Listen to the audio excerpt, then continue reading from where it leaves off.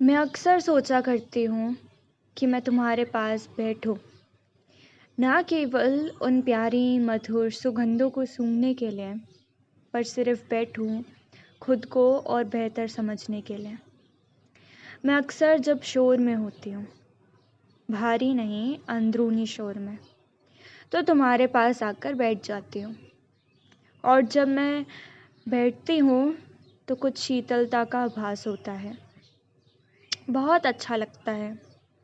अंदरूनी शोर के बाद भी एक शांति का आभास होता है।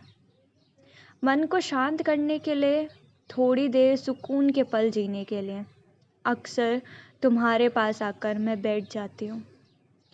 मैं इस प्रयास में कि खुद के बारे में और अच्छे से समझ पाऊँ, दूसरों को भी अच्छे से समझ जाती हूँ। अजीब है, लोग अक्सर कहा करते हैं कि दूसरों को समझना आसान है और खुद को समझना मुश्किल, पर मुझे इसका उल्टा लगता है।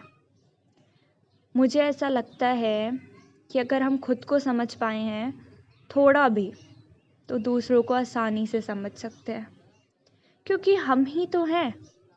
अगर मैं ऐसी हूँ तो वो आप लोगों की वजह से, और अगर आप ऐसे हैं तो वो मेरी वजह से। हम सभी एक दूसरे से कहीं ना कहीं जुड़े हुए हैं।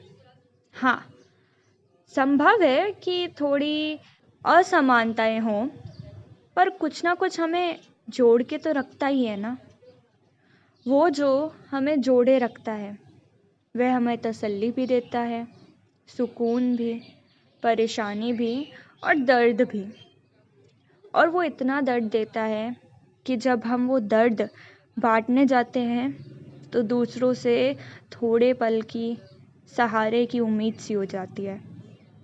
दर्द में साथ खड़ा रहना ही शायद सबसे बड़ी मदद होगी, क्योंकि दर्द को महसूस करना दूसरे के दर्द को बहुत मुश्किल है। अपने दर्द को तो हम महसूस काफ़ी अच्छे से कर लेते हैं। कहते हैं दर्द हमें तोड़ देता है, हमें टुकड़ों पे जीना पड़ता है उसकी वजह से। लेकिन शायद अपना दर्द महसूस करना काफ़ी आसान है।